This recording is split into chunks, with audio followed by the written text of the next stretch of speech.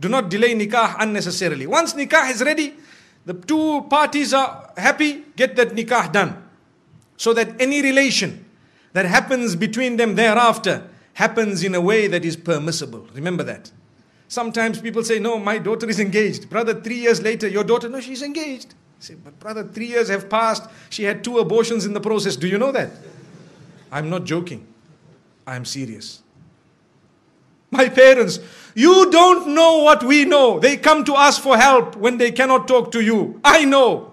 We cry when we see the children of the good people. Sometimes people we know. And they come to us, you know what, I have this problem and that problem. But sister, you are engaged to the man. How could this have happened? You know, my father told me you cannot marry now, you are still studying. My, Allahu Akbar. May Allah forgive us, really. Brothers and sisters, open your eyes. See what is going on. Ask the people what is happening. If you think we are not living in an era of hypersexuality, you are dreaming. You are dreaming. You are living in a dream world. We are living in the dirtiest society up to this age. There has never ever been a more hypersexual society than ours.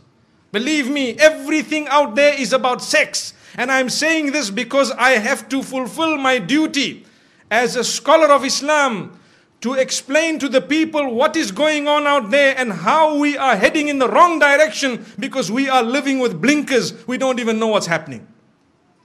Ask your children in the universities what's going on. If you have a good link with them, they will inform you. Ask them. Tell them what is happening, or ask what is happening in the malls or in the shopping centers or at the workplace. You know, you can be the best and the most pious.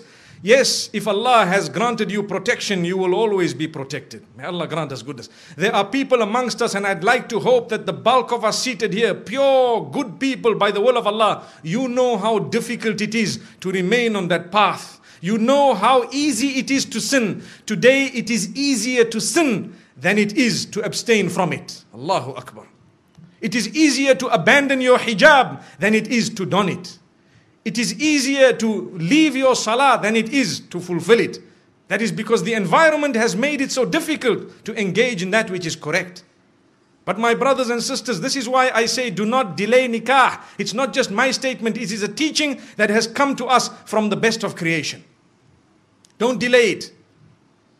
And at the same time, do not make it difficult in any way. We already spoke about the mahar, the dowry, or whatever else it is. Either way, don't be too demanding. And do not become a person who really makes it tough on their sons and daughters to get married. Because in that particular case, we will be held accountable in the eyes of Allah subhanahu wa ta'ala. Why is it that you as a parent did this to your own daughter? You doomed her, you punished her. And this is what you did to your son. You made him, you really made him leave the deen in totality. It brings me to one example, living example, where there was a young boy whose father was being so tough with him that, listen to this, he wanted to marry someone who was ready to revert.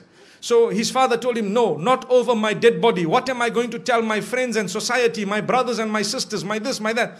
Brother, izzah is from Allah. Your status is from Allah. If you had embraced this, it was going to be much better.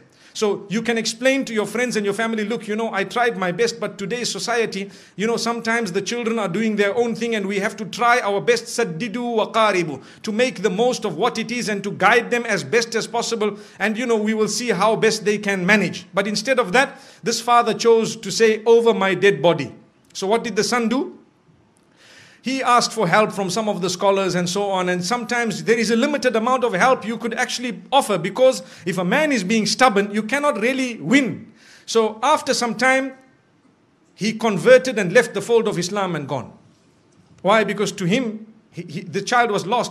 And the father is still proud of his action. I don't mind if he became a non-Muslim, but at least nothing happened against my will. And he told his family members, you know, your children, if they want to do the same thing, you should also engage in this type of thing. How? The woman was ready. So I had an opportunity to address this young boy. And when I spoke to him, he told me something that is really a question of the age. When I say question of the age, I mean sometimes the mind starts asking these questions. He said, you know, this woman is such a good woman that I married. She has so many good characters and conduct. She told me I'm ready to do anything. You know, I explained to her about the little I know about Islam and she was ready. And then what happened is, when my father and my parents said no and everybody disagreed and they, you know, the mother, he says my mother didn't really mind, but she has to follow what my father says. So after some time, they questioned me, her parents, to say, look, we were all okay for our daughter to, you know, to enter the fold of Islam. Now, if she is not going to enter the fold of Islam, then why don't you enter our faith? So he said, yeah, it makes sense. You see? He said, yeah, it makes sense. If they refuse, I will not refuse. You people are not refusing. So he says that is what made him turn. Now look at this.